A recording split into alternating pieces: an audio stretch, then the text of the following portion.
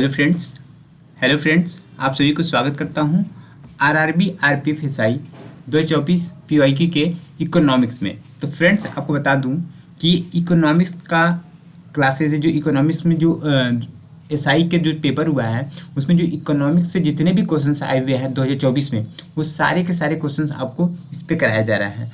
तो फ्रेंड्स अगर आप इस चैनल पर नए हैं तो चैनल को सब्सक्राइब कर लीजिएगा, वीडियो को जरूर अंत तक देखिएगा, अगर अच्छा लगेगा तो आप कमेंट जरूर करिएगा। अब बढ़ते हैं हम लोग नेक्स्ट क्वेश्चन की ओर पढ़ते हैं। देखिए हमने इस पे आपको 20 तक तो मैंने बता दिया था, अब यहाँ से 21 से स्टार्ट होगा। तो देखिए विश्व बैंक के प्रेक्षण के अनुसार डैश और डैश में कृषि गहनता के कारण ग्रामीण मजदूरी में वृद्धि और खाद्य मूल्यों में गिरावट ने भारत में ग्रामीण गरीबी को कम करने में सहायता की है। ये देखिए कब आया है, 13 दिसंबर 2024 में ये पेपर में आया था।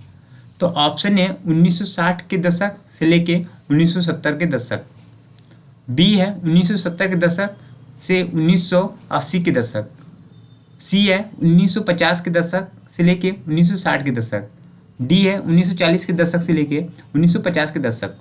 तो इसका जो करेक्ट आंसर हो जाएगा ऑप्शन नंबर बी, जो कि करेक्ट आंसर हो जाएगा 1970 के दशक फिर 1980, ये वाला ऑप्शन सही हो जाएगा।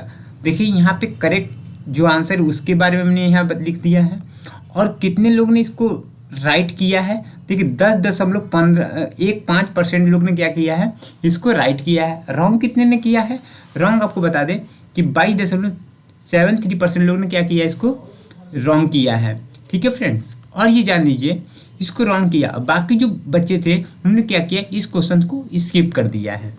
तो चलिए हम लोग अब नेक्स्ट क्वेश्चन को पढ़ते हैं। निजीकरण का विस्तार करने के लिए भारत की 1991 की नई आर्थिक नीति में कौन सा महत्वपूर्ण परिवर्तन लागू किया गया था। ऑप्शन ए सार्वजनिक क्षेत्र में नियंत्रण के लिए आरक्षित उद्योगों की संख्या बढ़ाना, बी ऑप्शन है विभिन्न क्षेत्रों में अधिक सार्वजनिक क्षेत्र उपक्रम का स्थापित करना, सी ऑप्शन है सार्वजनिक क्षेत्र के नियंत्रण के लिए आरक्षित उद्योगों की सूची को छोटा करना, और डी ऑप्शन है प्रमुख उद्योगों पर सरकारी नियंत्रण को केंद्रीकृत करना। तो इसका जो करेक्ट आंसर कौन सा हो जाएगा, ऑप्शन नंबर सी, जो कि राइट आंसर हो जाएगा। इसको आप लोग टिक कर लीजिएगा। अब बढ़ते हैं हम लोग नेक्स्ट क्वेश्चन की ओर।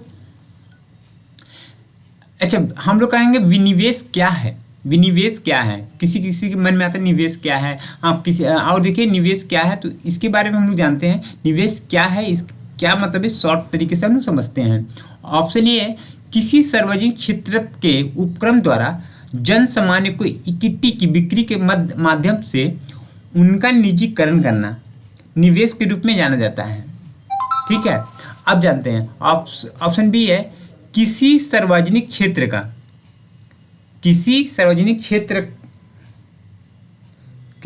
क्षेत्र के उपक्रमों द्वारा जन सामान्य को इक्विटी की बिक्री के माध्यम से उनका वैश्वीकरण करना विनिवेश के रूप में जाना जाता है।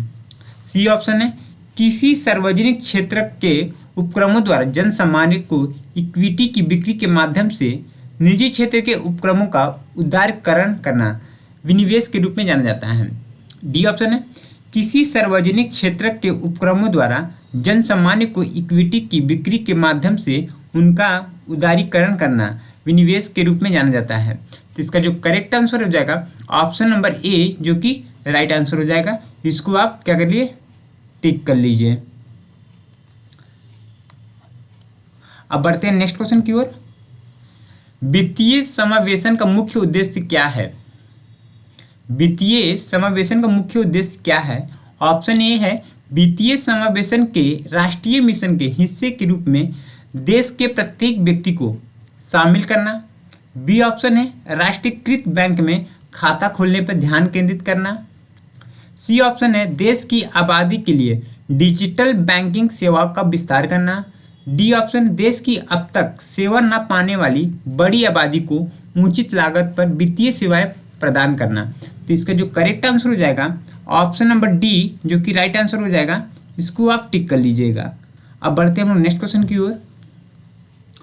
उस आर्थिक आधारित संरचना को पहचानिए जो भारत और विश्व स्तर दोनों पर स्टॉक ट्रेडिंग, विभिन्न प्रकार के निवेश और जमा वित्त पोषण पहल और ऋण प्रेषण जैसी वित्तीय गतिविधियों का समर्थन करती है। ऑप्शन ए बैंकिंग संस्थान, बी ऑप्शन है ब्रोकरेज फर्म, सी ऑप्शन है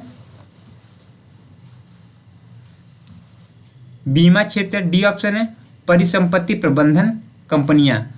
तो इसका जो करेक्ट आंसर हो जाएगा ऑप्शन नंबर ए बैंकिंग संस्थान, जो कि करेक्ट हो जाएगा। अब बढ़ते हैं नेक्स्ट क्वेश्चन की ओर।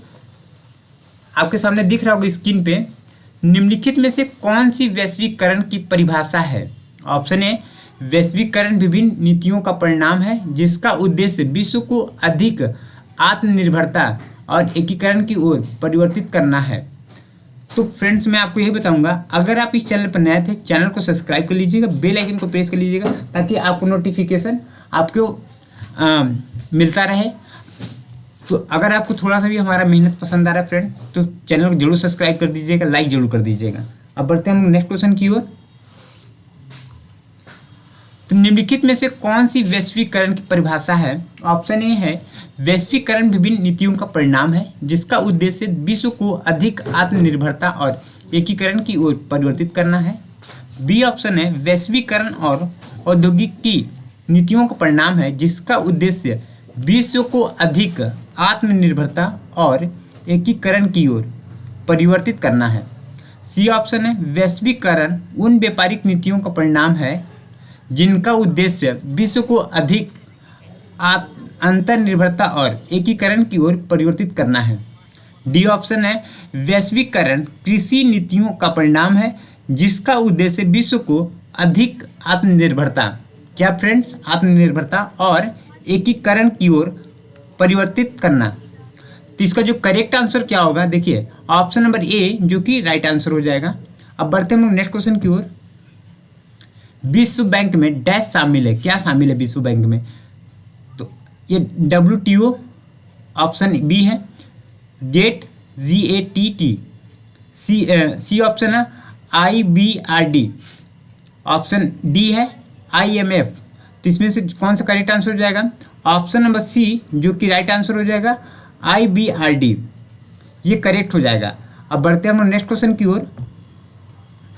गणनावाचक उपयोगिता विश्लेषण में उपयोगिता को निम्नलिखित में से किस तरीके से व्यक्त किया जा सकता है? ऑप्शन ए है गुणवत्ता में, बी ऑप्शन क्रम में, सी ऑप्शन है श्रेणी, डी ऑप्शन है संख्या में। तो इसका जो करेक्ट आंसर हो जाएगा ऑप्शन नंबर डी संख्याओं में, जो कि राइट आंसर हो जाएगा। अब बढ़ते हैं हम लोग नेक्स्ट क्वेश्चन की ओर।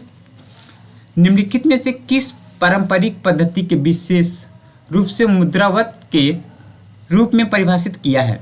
ऑप्शन ए है संकुचित मुद्रा, बी है मुद्रा के सभी रूप, सी है मुद्रा माना जाने वाला विनिमय का माध्यम, डी ऑप्शन है वित्तीय लिखत जो विनिमय के माध्यम नहीं है बल्कि स्थान पत्र है।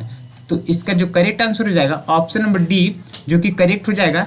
इसको हमने गोला कर दिया है, इसको आप टिक कर लीजिए। अब बढ़ते हैं हम नेक्स्ट क्वेश्चन की ओर। कृषि उपज का वह भाग जो किसान द्वारा बाजार में बेचा जाता है डॉट डॉट कहलाता है। ऑप्शन ए वेतन अधिशेष, बी है सकल अधिशेष, सी है उत्पाद अधिशेष, डी ऑप्शन है विपणन अधिशेष। तो इसका जो करेक्ट आंसर हो जाएगा ऑप्शन नंबर डी, इसको आप टिक कर लीजिएगा। तो फ्रेंड्स आप अगर इस चैनल पर नए हैं तो चैनल को सब्सक्राइब कर लीजिएगा, बेल आइकन को प्रेस कर लीजिएगा ताकि आपको नोटिफिकेशन सीधे आपके मोबाइल पर प्राप्त हो। और अगर फ्रेंड्स अगर हमारा वीडियो आपको पसंद आ रहा है ना तो चैनल को जरूर सब्सक्राइब कर लीजिएगा, क्योंकि आप जानते हैं कि वीडियो बनाने में थोड़ी सी भी अगर आपको मेहनत लग रहा होगा कि हाँ सर को मेहनत लग रहा है और आपको लगता है कि हाँ आपको ये विश्वास है कि देखिए हाँ जो चीज़ मैं पढ़ा रहा हूँ आपको फ़ायदा होता है, तो जरूर चैनल को सब्सक्राइब कर लीजिएगा। सब्सक्राइब करने में कोताही मत करिएगा। नेक्स्ट क्वेश्चन है कौन सी योजना अर्थव्यवस्था के सभी प्रमुख पहलुओं को शामिल करने का लक्ष्य निर्धारित करती है? ऑप्शन ए है वैश्विक योजना, बी है अनिवार्य योजना, सी है आंशिक योजना, डी है व्यापक योजना। इसका जो करेक्ट आंसर हो जाएगा व्यापक योजना, जो कि राइट आंसर हो जाएगा। अब बढ़ते हैं नेक्स्ट क्वेश्चन की ओर। प्रशुल्क और व्यापार संबंधी सामान्य करार के उत्तराधिकारी संगठन की स्थापना डैश में की गई थी। ऑप्शन ए है 1948, बी है 1981, सी है 1995, D option 1991।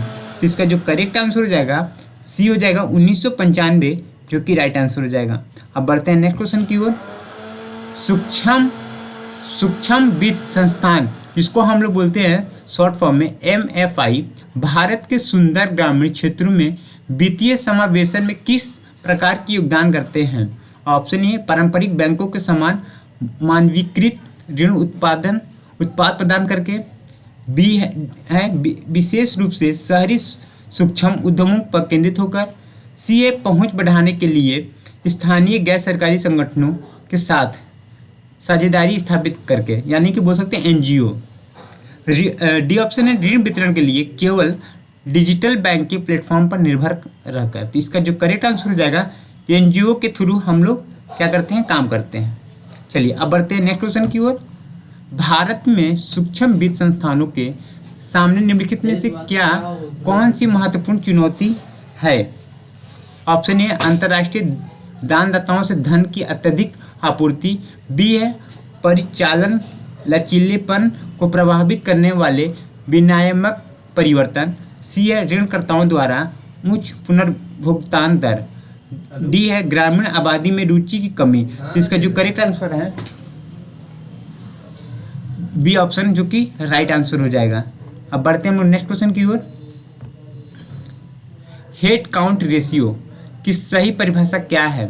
Option number A है गरीबी रेखा से नीचे रहने वाली जनसंख्या का अनुपात, बी है गरीबी रेखा से नीचे रह रहे लोगों की संख्या, सी है देश के सबसे गरीब लोगों का अनुपात, डी है अर्थव्यवस्था में सीमांत गरीबों का अनुपात। तो इसका जो करेक्ट आंसर हो जाएगा ऑप्शन नंबर ए, जो कि राइट आंसर हो जाएगा। बढ़ते हैं हम नेक्स्ट क्वेश्चन की ओर।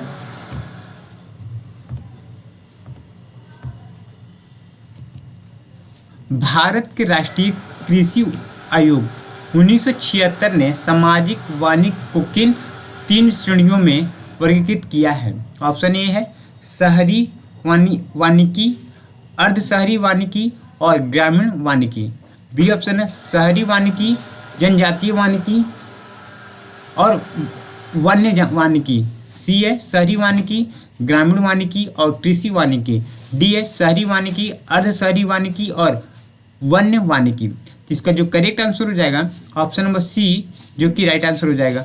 अब बढ़ते हैं नेक्स्ट क्वेश्चन की ओर। निम्नलिखित में से कौन सी गरीबी आकलन समिति नहीं है? ऑप्शन ए है तेंदुलकर समिति, बी है कोठारी समिति, सी है लकड़वालक समिति, डी है अलग समिति। तो इसका जो करेक्ट आंसर हो जाएगा बी कोठारी समिति, जो कि राइट आंसर हो जाएगा। अब बढ़ते हैं नेक्स्ट क्वेश्चन की ओर। भारत में चरम निर्धारणता का अनुमान लगाने के लिए निम्नलिखित में से किस डेटा स्रोत का उपयोग किया जाता है? ऑप्शन ए है राष्ट्रीय जनगणना डेटा, बी है कृषि उत्पाद डेटा, सी है घरेलू उपभोक्ता व्यय सर्वेक्षण, डी है राष्ट्रीय आय डेटा। तो इसका जो करेक्ट आंसर हो जाएगा ऑप्शन नंबर सी घरेलू उपभोक्ता व्यय सर्वेक्षण, जो कि करेक्ट हो जाएगा। बढ़ते हैं नेक्स्ट क्वेश्चन की ओर। निम्नलिखित में से कौन रोजगार विहीन वृद्धि की सही परिभाषा है? ऑप्शन ए है यह एक आर्थिक घटना है जिसमें किसी अर्थव्यवस्था में सापेक्ष अवधि में रोजगार का स्तर निम्न होता है, बी है यह एक आर्थिक घटना है जिसमें कोई अर्थव्यवस्था अपने रोजगार के स्तर को बनाए रखते हुए या घटाते हुए विकास करती है, सी है यह एक आर्थिक घटना है जिसमें किसी अर्थव्यवस्था समृद्धि का स्तर घटता जाता है, डी है यह एक आर्थिक घटना है जिसमें किसी अर्थव्यवस्था में रोजगार का स्तर घटता जाता है। तो इसका जो करेक्ट आंसर हो जाएगा ऑप्शन नंबर बी, जो कि राइट आंसर हो जाएगा। अब बढ़ते हैं नेक्स्ट क्वेश्चन की ओर।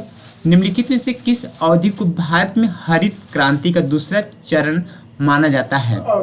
ऑप्शन ए है 1970 से 1980 तक, बी है 1960 के दशक के मध्यम से 1970 के दशक के मध्यम तक, सी है 1960 से लेकर 1970 तक, डी है 1970 के मध्यम से 1980 के मध्यम तक। तो इसका जो करेक्ट आंसर हो जाएगा ऑप्शन नंबर डी, जो कि राइट आंसर हो जाएगा।